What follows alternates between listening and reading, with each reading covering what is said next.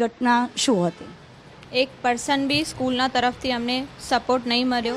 એ બધા સ્કૂલવાળા જૂઠું જ બોલે છે કે મારા બાબાને એ લઈ ગયા હતા દવાખાને અને બ્લડ ડોનેટ બી એ આપ્યો. એ ખરેખર એકદમ જૂઠું જ છે, કેમ કે એક પર્સનની કાંઈ જ હેલ્પ એમની નથી મળી. હું ત્યાં પહોંચીને 2-5 મિનિટ પછી મારી જેઠાણી ત્યાં પહોંચી, એને ઓટો કરાવી અને અમે બે ઓટોમાં બેઠ્યા પછી એ સ્કૂલનો સુપરવાઇઝર આવીને દોડતો ઓટોમાં આગળ બેસી ગયો.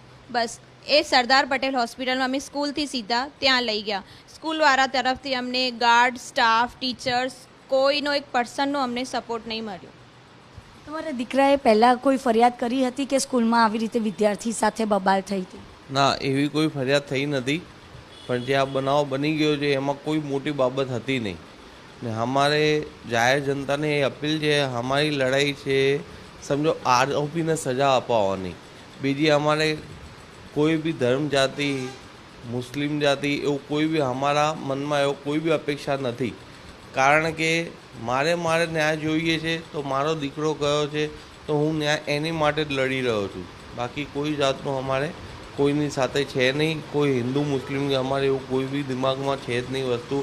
મારે ખાલી ન્યાય જોઈએ છે. મારો દીકરો ગયો છે, સામે જે છે જસ્ટિસ અમને ત્યારે જ મળશે જ્યારે પેલા છોકરાને ફાંસીની સજા થશે. આજે આપણે